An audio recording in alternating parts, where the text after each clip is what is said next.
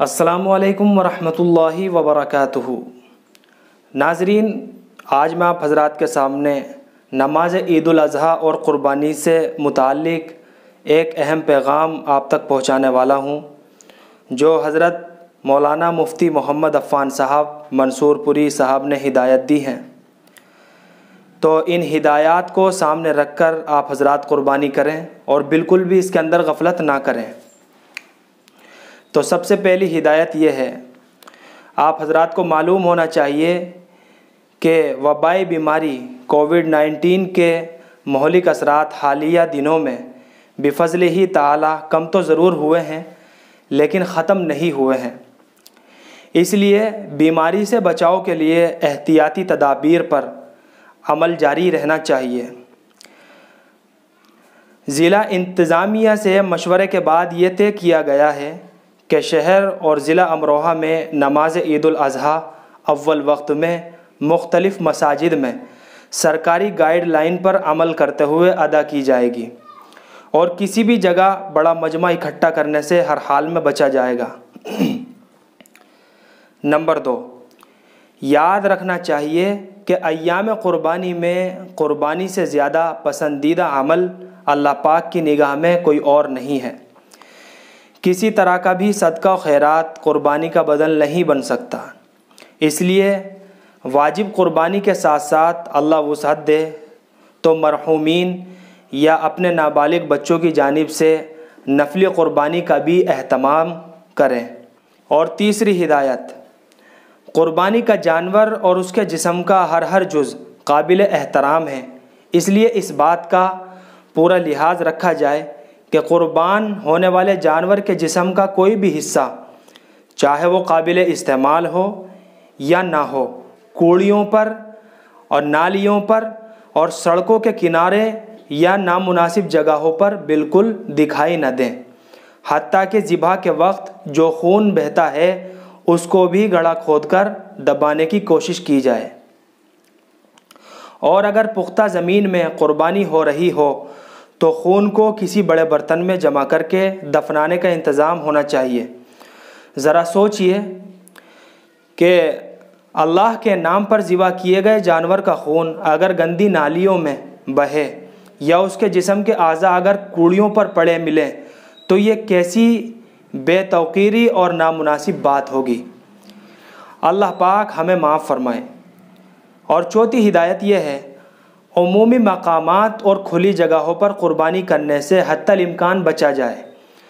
اگر کوئی آڑ نہ ہو تو شامیانہ وغیرہ باندھ کر قربانی کے عمل کو انجام دیا جائے۔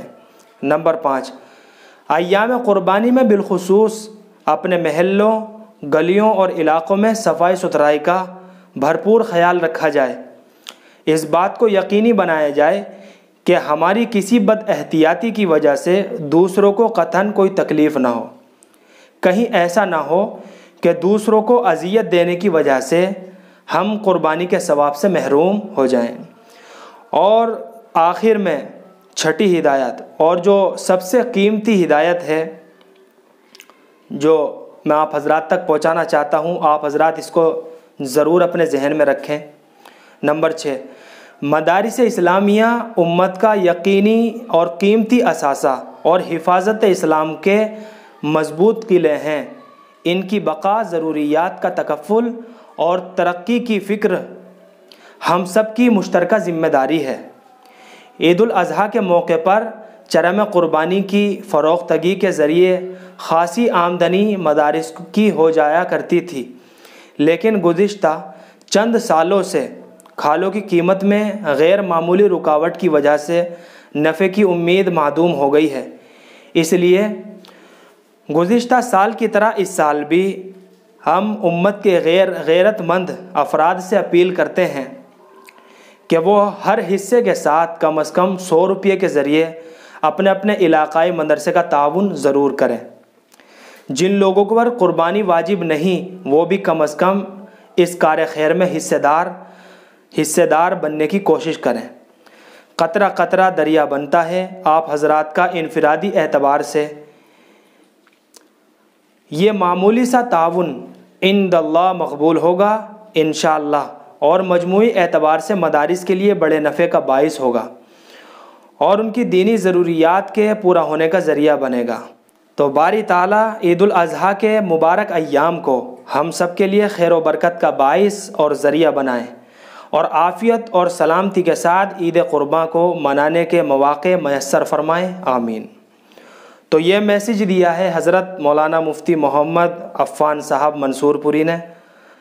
تو ناظرین، یہ اتنی قیمتی ہدایت جو پہنچائی ہے حضرت مولانا مفتی محمد عفان صاحب منصور پوری نے پہنچائی ہیں، اللہ رب العزت حضرت کی عمر میں برکت عطا فرمائے اور ہم سب کو ان ہدایات پر عمل کرنے کی توفیق نصیب فرمائے۔